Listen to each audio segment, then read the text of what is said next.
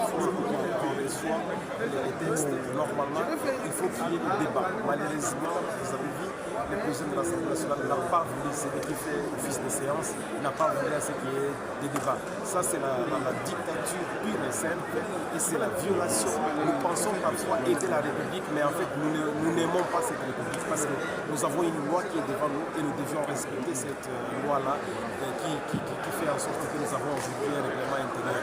Donc je suis extrêmement choqué parce qu'aujourd'hui c'est le tuer les Nord qui perd. Donc c'est pas bien parce qu'il y a des Congolais qui meurent et si nous voulons la paix, nous devons aussi quand même savoir apporter les points de vue de la population pour que cette paix soit effective. On ne peut pas parler de la paix sans associer la population. Le fond vous a dérangé, le fond du texte, mais êtes-vous d'accord avec cette énième prorogation de l'état de siège dans la province de Ituri et du Nord Kivu? Oui, c'est justement après débat qu'on peut voter pour savoir si on veut de cette prorogation ou non. Mais vous avez un gouvernement qui a son délégué qui n'explique absolument rien et dans le texte il n'y a rien et on veut qu'on puisse gober cela, il n'y a pas de débat. Et on veut qu'on proroge l'état de siège comme des robots. Ça, non. C'est comme ça que nous sommes en train de détruire notre pays en faisant de la dictature. C'est pas bien. Il faut respecter les règlements intérieurs. C'est le minimum qu'il fallait à l'Assemblée nationale, qui est le temple de la démocratie.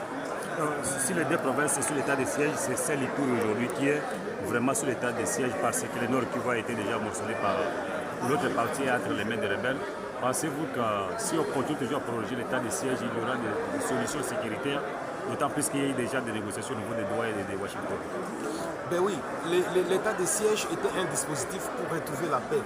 Mais ça fait presque 4 ans que nous sommes en train de proroger. Mais c'est important justement à chaque fois qu'on évalue à l'Assemblée nationale pourquoi on n'a pas cette paix qu'on est en train de vouloir. Donc c'est vrai que nous pouvons aussi voter pour la prorogation de l'état de siège, mais il faut que nous puissions comprendre quelle est la nécessité, quelle est l'importance de cette prorogation de l'état de siège. Mais on nous amène un texte, on ne veut rien nous expliquer, ni les délégués du gouvernement. On ne veut pas qu'on fasse des débats. Mais s'il vous plaît, comment on peut proroger un dispositif sans comprendre les enjeux qui sont sur le terrain? Nous représentons les peuples, il faut que nous puissions parler quand même, donner notre point de vue par rapport à tout cela. Mais si nous ne pouvons pas parler, si nous ne pouvons rien dire de ce qui se passe, franchement, c'est désolant.